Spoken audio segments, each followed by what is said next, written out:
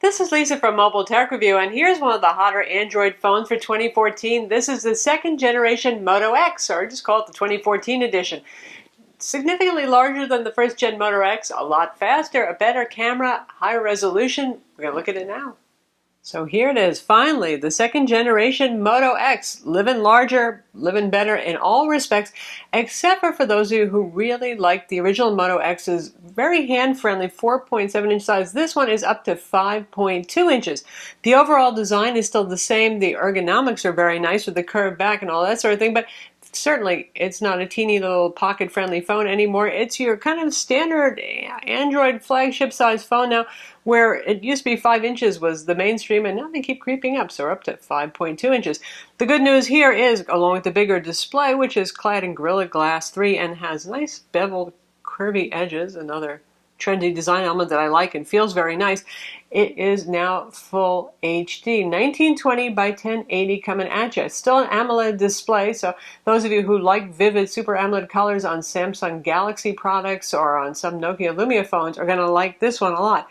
Really, beyond just sRGB coverage, we're talking moving into Adobe RGB territory, better than light colors, sometimes actually a little painful on the reds and greens, which really seem to bloom a lot. That's kind of typical of AMOLED displays, where the blues are a little bit more low-key because they emit less light, and it's the reds and greens that are, well, ultra zingy.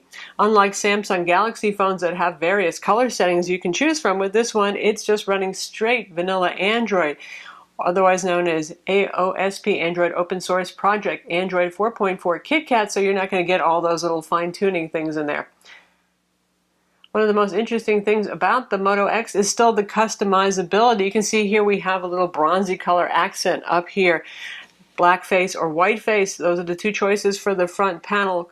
But on the back, we have the ebony wood model. Really nice. In any case, you're going to get nice metal edges on this thing too. And curved. You can see, just like the other previous Moto X and Moto G, they all have that really nice curved look. So it fits well in the hand. It looks nice. It does rock when you put it on the table. There is that. And on the side here, we've got our volume controls. We've got our power controls. Pretty clean design. On the bottom, the micro USB port. And on the top, we have our headphone jack, and there is the nano SIM card tray. Now, something to know about this is that there are several different variants available. There's the unlocked GSM model, which Motorola says works on AT&T and T-Mobile LTE. That's the one that we have here, otherwise known as the Pure Edition. It, in fact, does work on AT&T. We're having AT&T SIM in it right now. Works fine on T-Mobile. Then there's the AT&T branded version of this phone, and there's a Verizon branded version of the phone. So you can either get it direct from your carrier if you happen to use those two carriers, or if you're on T-Mobile, you'll want to get the unlocked one, or if you just want an unlocked GSM phone, you can go with the Moto phone. It's still relatively affordable. $499 is the starting price for the 16 gig storage capacity, which has about 10 gigs free. There is no expansion slot on this, so the internal storage is all that you got. Now, if you want this lovely wood back, or if you want a leather back, that's $25 extra, so starting at $525 then for that. In either case, you get this nice little stainless steel place to rest your finger. It's the Moto logo right there. And notice the camera here. The last gen Moto X, well, the camera was not the great point. This one gets somewhat better. 13 megapixels now, and it has a ring LED flash around the lens, which can work for a little bit more even exposure. On digital SLRs, external flashes, sometimes we use ring lights, particularly for macro shots, so the light's a little bit more diffuse looking. It's pretty good at causing red eye in humans, though, and, well, pets too, anything with eyes. There you go. Say you don't like ebony, though. I have to say, I think this looks really nice. Carriers will be carrying the bamboo version, the black leather version, or the black resin, or the rubbery soft touch matte finish model if you don't want to do a build to order. If you do want to build to order, 25 different backs to choose from, 17 different colors, 4 woods, 4 leather colors. So there's kind of a nice warm brown leather, there's a black leather, you have teak, you have this ebony, you got walnut, and you have bamboo for woods, and 10 different accent colors. And the accent colors again are used for, well, the speaker grill cover over here and the earpiece grill cover up top. Seems the phone is still being made in U.S. at the Fort Worth factory, even though Motorola said, and Google, who owns Motorola, that they were closing that down, especially with Lenovo imminently taking over Motorola. But right now, the phone is still assembled in the U.S., according to the box, and in fact, ours did ship from Fort Worth. What else is exciting about the phone? Finally, a faster CPU. The last gen Moto X went for a thoroughly mid-range specs. This one shoots higher. We have the usual Snapdragon 801 quad-core, 2.5 gigahertz CPU in here with Adreno 330 graphics, 2 gigs of RAM, and you have a choice of 16 or 32 gigs of storage, internal storage. And again, like I said, it's not expandable storage, so make sure that you get as much as you think you're going to need. And in terms of performance with that CPU, very good numbers there. It's at the higher end of the Snapdragon 801, which is found in the LG G3, the Samsung Galaxy S5, a host of higher-end Android phones. And there's not a whole lot of variation between all these phones, but this one still comes at the higher end. Quadrant, 21,587. On Tutu, 44,340. Geekbench 3, the single core score is 972. Multi-core is 2951. 3D Mark Ice Storm Unlimited, 19,929. Sunspider WebKit, a decent 776, where lower numbers are better, and the iPhone 6 managed to score in the mid-300s. Wow, but usually 500s is about the best that we see on most Android phones. Google Octane 2 test, 4,607. So, strong performer there. Other features include dual-band Wi-Fi 802.11ac, Bluetooth 4.0 LE, the usual NFC that you'd expect to see on a Google phone, GPS, front 2-megapixel camera, which takes decent selfies, but not superb selfies. The back on the wood one is pretty sturdy. Motorola went with hardwood, so hardwoods are, well, they're hard, so you don't have to worry too much about denting it or really scratching it unless you're very rough with it. It'll show a little fingerprint oil. That's not really a bad thing. Wood actually likes a little oiling every once in a while, so in fact it's probably good for it. The leather one, as you might guess, well, leather can be scratched, and it'll start to look distressed, worn in after a while if you get the leather one. The resin ones, well, they're generally pretty hard to torture and damage, but they do tend to show fingerprints, so that's it for your look options. The antenna runs around the frame over here, and Motorola does some nifty things to ensure good reception. And one of the nicest thing about this, see, I just turn this over and there it is, just ready to unlock. Now if I had email notifications, I'd see an email symbol I could press and hold, Twitter, all that sort of thing. We have all sorts of active stuff going on here, just like the last gen Moto X. And that has to be one of the things I like best about the phone. It's really neat when manufacturers throw in features that actually make a difference and make the phone more usable in an everyday sort of way. So here we have the phone just kind of turned off right now. There are sensors over here, and notice I just turned the screen on. So you can just wave your hand over the phone if you want, just to see if you've got any email messages, missed calls, all that sort of thing. So, gee, maybe you don't need that Moto 360 smartwatch after all. You can just do the Swami wave, and there it is, the information that you need. It's also always listening to your voice, so you don't have to turn the phone on to issue voice commands. No longer do you have to say, okay, Google now, either. You can pick your own phrase. Now, it wants you to use something that is 4 to 5 syllables long at least. I tried saying, okay, Woody, since it's a wood phone, and it wouldn't let me do that. It just said, no 3 syllables allowed. So I went with 4 syllables, and I picked something that I probably wouldn't be saying all the time. A2, Brute, what's the temperature?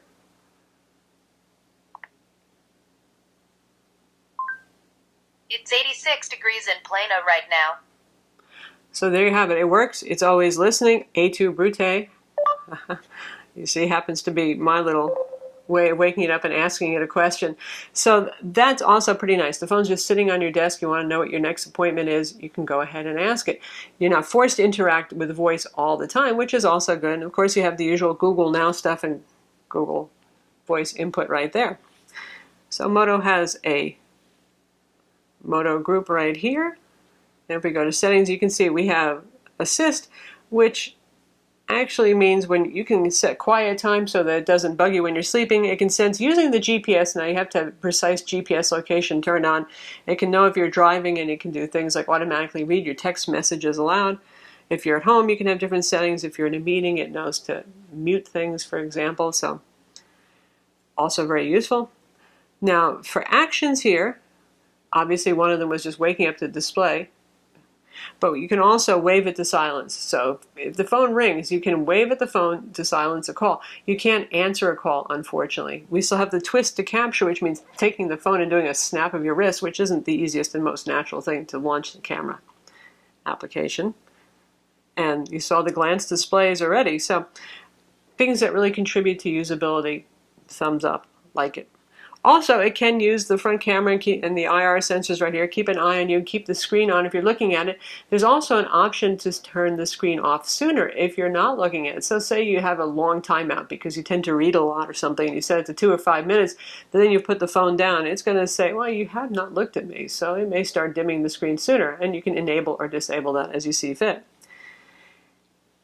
Since this is pure vanilla Android right here, especially being the unlocked version, there's no carrier bloatware. Even if you get the carrier version, you're still going to get straight Android UI right here, just, well, a bunch of carrier apps. It's very straightforward Android. If you like that, that's a good thing. If you prefer those customized skins from Samsung or LG or anybody else, or even HTC, who does a lighter hand but some very useful customizations, you might not like it. Good news is this is supposed to get Android L quickly, and the unlocked one won't need any carrier approval, so you'll really get it quick. And everything is very stock Android. We have our notifications right here. You can get to settings, press and hold to enable some of these, going to all settings. Very simple stuff right there. One thing that I'm not real fond of is how the DPI that Motorola chose to use. And apparently the Moto watching the screen function and the camera needed to be at the DPI setting it is. So if you do root this phone and then use a utility to change the DPI, you'll have to set an exception and set your camera and the Moto Assist feature back to 480. So these icons are kind of like a lot huger than they are on other phones with similar display resolution and size. Makes it look a little 720p-ish or something the first time I saw it. I was like, wow, why do these need to be so big? Voice quality on the phone is excellent. Moto always does a very good job with voice quality. We're up to 4 built-in microphones now to handle noise canceling. Outgoing calls, very clear. Incoming calls, also very clear. Pretty loud phone. Earpiece, of course, is at the top. The speaker is at the bottom. This is an exceptionally loud speaker on this phone. I mean, notifications will just scare you out of your chair. It's louder than the HTC One M8 even. Mono speaker, not stereo though, unlike the M8, but still. If you want a loud phone, this is a loud phone. And it's pretty full too. It's not loud and hissy and annoying kind of thing either. Now, in terms of LTE bands, I know that that's been a source of confusion for some folks, and I think Motorola's website may be wrong about the bands that they're listing, because they list the unlocked model as having fewer LTE bands than, say, the AT&T version.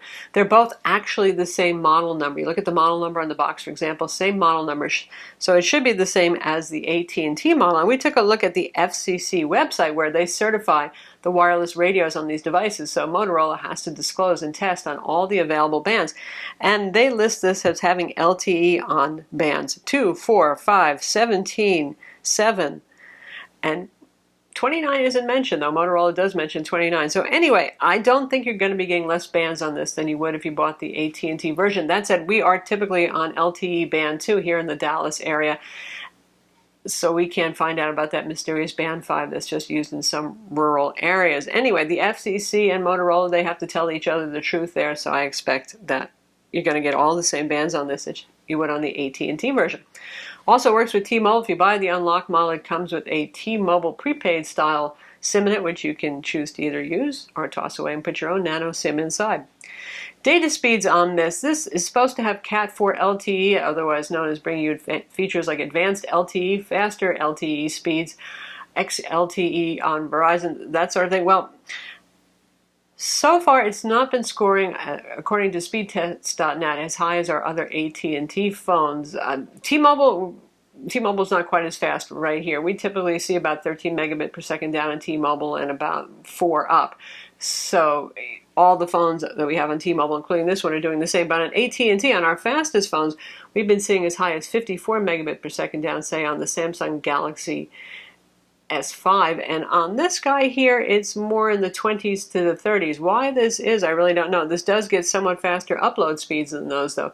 whereas those are typically, AT&T caps a bit, so you'll see around 5 to 6 megabit for upload speeds. On this one, we've seen as high as 13.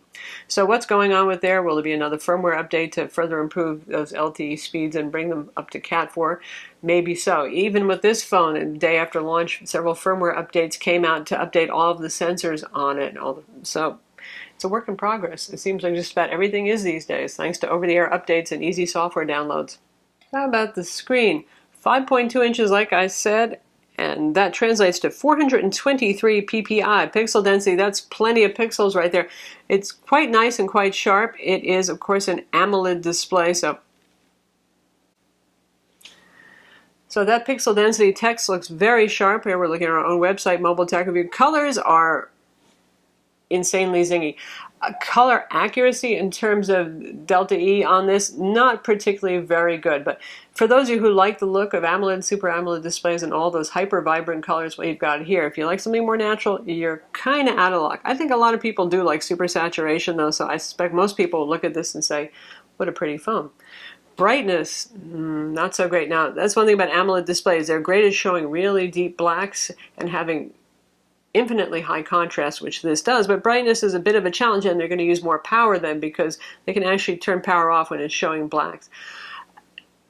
Not the brightest phone in the world. If you're outside, definitely want to have brightness set to maximum or enable auto brightness where it will up the sensor, and it's less than 300 nits of brightness according to our colorimeter.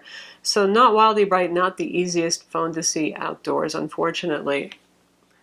Given the fact that there is only a 2300 milliamp battery in this phone, sealed inside, no way to get it out. 2300 isn't a lot. Look at the Samsung Galaxy S5. It has a 2800 milliamp battery. The LG G3, even bigger battery. Of course, this one's going to run less. If you're looking at about the same size screen and you're looking at significantly less battery capacity, you're going to have less runtime. So that is an issue here, and that's one of the things that holds me back from absolutely adoring this phone. Whereas the Galaxy S5, even my LG G3, easily make it through a day and a half for me with moderate use. This one is dying around 8 o'clock at night with moderate use, and I have to charge it up. It does support Qualcomm Quick Charge, and there's even the $50 Motorola super fast charger to charge it up more quickly, to which I can only say thank goodness, because it does not have as much stamina as some of the other flagships, thanks to the smaller capacity battery. And now for a size comparison, we have the iPhone 6 right here, 4.7-inch display, our Moto X second generation edition right here, LG G3 being the biggest of the lot with the 5.5-inch screen, the Samsung Galaxy S5, and that's last year's Moto G, the most diminutive phone right there. So you get an idea of the size. It's about the same size as the Samsung Galaxy S5, obviously, which has a 5.1-inch display.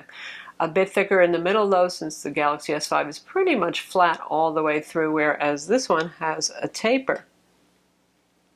Phone weighs 5 ounces. It is 0.39 inches thick at its thickest point. There is a pronounced curve there, but it gets down to 0.15 inches on the edge, so it really depends on where you look at it. Obviously the curve matches a hand pretty nicely, though I find that there's enough of a stretch on the frame that my hand usually doesn't actually rest against the back. Whereas with the LG G3, when I grab that one, it does tend to nestle in my palm just nicely. A little bit of space there, depending on how I hold it. Now, one thing about the LG G3, it's a great phone. It has an even better camera. Larger display, not as vivid colors because it's just an LCD and it's not the brightest either. It's not a phone that you look at and say, oh, I just want to own that. It's so drop dead gorgeous. It's a great phone, but stunning to look at, it's not. The Motorola, one of the things about it is, I mean, we like pretty phones, don't we? This is undeniably a pretty phone. Whether you pick the colors that you like best, whether you pick wood or leather, any of those things, it's just nice to look at. I think that's going to be one of the big selling points, that and the very vivid display. So let's talk about the camera, and this isn't the part of the review that's going to put me in my happy place. I am pretty enthusiastic when it comes to cameras. I review cameras too, and Motorola just always kind of misses the mark. Now, this is not as bad as the last gen Moto X with his 10 megapixel camera that just didn't take very good pictures. This one's 13 megapixels. It does capture more detail. It does do a better job with colors. The focusing is pretty quick on it. You can see it just focusing and refocusing. takes a picture that quickly. Honestly, it'll just sit there and refocus because there's nothing better to do if you just leave it sitting in the camera. Pretty easy UI over there. You switch to video mode, does 1080p video, can also do 4K video recording. You're going to lose the digital image stabilization. This does not have optical image stabilization, just digital if you're shooting in 4K mode. And we can switch our cameras right here. And sometimes it's tricky to not take a picture. And you can slide in to get to your effects. We've got automatic HDR, automatic flash control, tap to focus and control exposure. Now, even if you have that turned on, I find that it often just kind of misses on focus still. I hope there's a firmware update for that. Panorama mode off. It's pretty easy to use, obviously. Swipe up to zoom. No pinching to zoom back. Swipe back down. And if you want to get to photos that you've just taken, you just swipe, not from the very bottom because you'll launch Google now, but you just swipe right there. And you can see pictures that I've taken. Now, some of them are not too bad. Like right here, the wine bottles, not bad at all.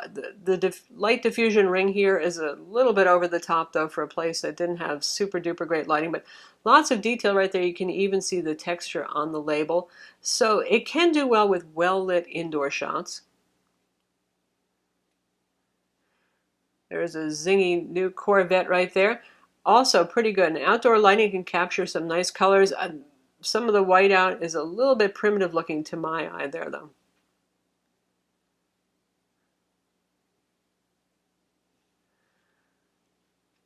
Silver outdoor is always tricky. Did a good job right there.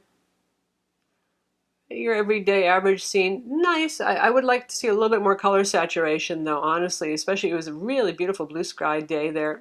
But it's not too bad. And remember, this AMOLED screen makes everything look more vivid than it will on your computer. So things are a little bit more muted than they may seem right here. Here, this is just atrocious. I'm sorry. For a 13 megapixel camera from 2014, the loss of detail, it blooms severely on yellows as well as reds. A lot of cameras will bloom on reds, but this just...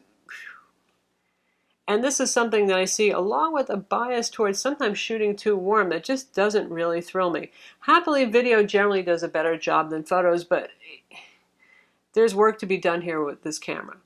Now, with something that's a little bit less zingy and vivid, it's pretty good, but we've lost all detail in our white to pink flowers right there.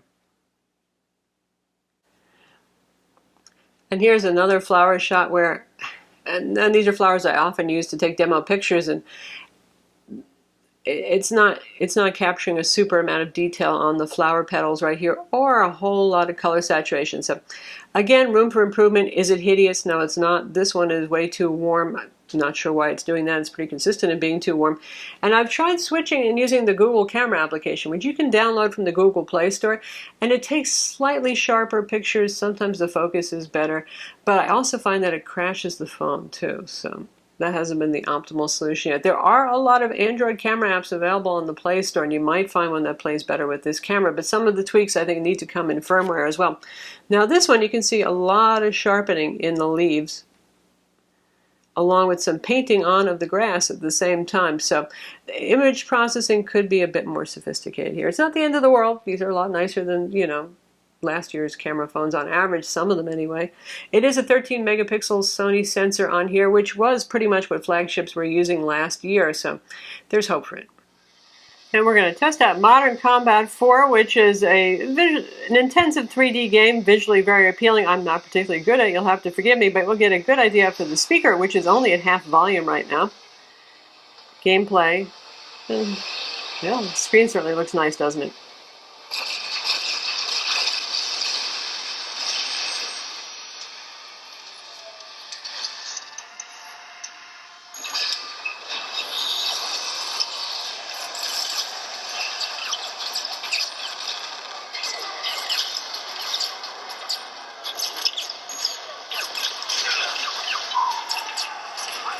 Plays just fine. I can look around.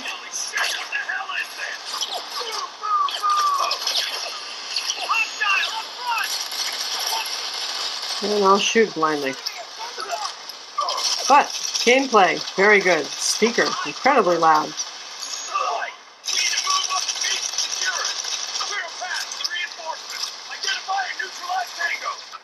Big screen for gaming, always nice. So that's Modern Combat 4 on the 2nd gen Moto X. So that's the 2nd generation Moto X, available now again on AT&T, Verizon, or as an unlocked model direct from Motorola's website. And undeniably, it's one of the nicest looking phones that we've seen this year, and also wildly customizable with different back materials. Love the metal frame around it. I like the feel of it in the hand. It's not too huge a phone. It's not too tiny a phone. I think for a lot of people who are used to 5-inch phones these days, it's lovely.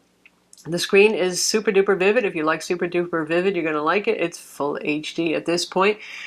The only two things that hold me back from absolutely loving it are really three things. Well, the camera, it needs some work for photos. Pretty good for video, but not so great for photos. At least there's work to be done. The battery life, meh on it. And for some reason, I'm not seeing the LTE speeds that I'm seeing on some other phones when using this on the AT&T network. Not bad, like I said, just not quite as fast as some of the Cat 4 and advanced LTE devices that we've seen. Again, these things could be fixed with the firmware too. Well, not the battery life, but the rest of them. So that's the 2nd generation Moto X. It's available now. You can get it unlocked, like I said, or as an AT&T phone or a Verizon phone. And it's interesting, isn't it? You're paying a little bit less here, $99 versus $199 on contract, or $100, $150 off for full retail, but you're getting a lot of flagship features.